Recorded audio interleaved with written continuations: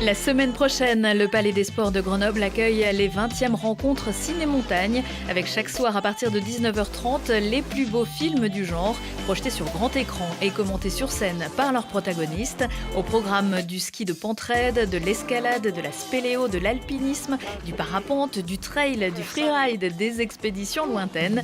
Et en avant-première le samedi soir, le film Path to Everest, retraçant la double ascension record de Kilian Jornet sur le toit du monde. Les passionnés d'équitation ont rendez-vous à Eurexpo à partir de mercredi pour le Salon international du cheval Equita Lyon, avec 140 000 m² d'exposition et 11 carrières animées en continu durant les 5 jours.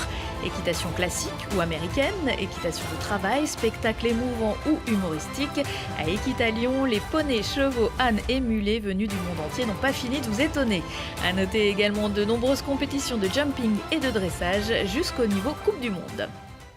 On part en Haute-Savoie maintenant, à côté d'Annecy, pour visiter en famille le jardin extraordinaire de la Turbine, situé à Crangevrier. Dans ce jardin, les enfants de 3 à 7 ans expérimentent pour découvrir comment naissent et grandissent les plantes.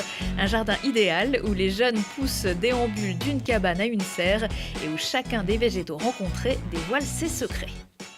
Pendant ses vacances scolaires, direction la Loire pour visiter le planétarium au centre de congrès de Saint-Étienne. Venez reconnaître les constellations, comprendre plus facilement le mouvement des objets célestes et ainsi mieux percevoir la place et la fragilité de la Terre dans l'univers.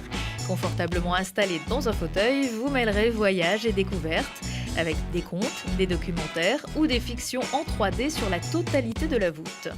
La salle des retables du musée Anne de Beaujeu à Moulins dans l'Allier a rouvert depuis quelques mois. Les peintures sur bois allemandes et autrichiennes des 15e et 16e siècles, ainsi qu'une collection de sculptures et d'objets d'art proviennent initialement du legs Louis Rambourg, riche industriel montluçonné du 19e siècle, complété par d'autres acquisitions au 20e siècle.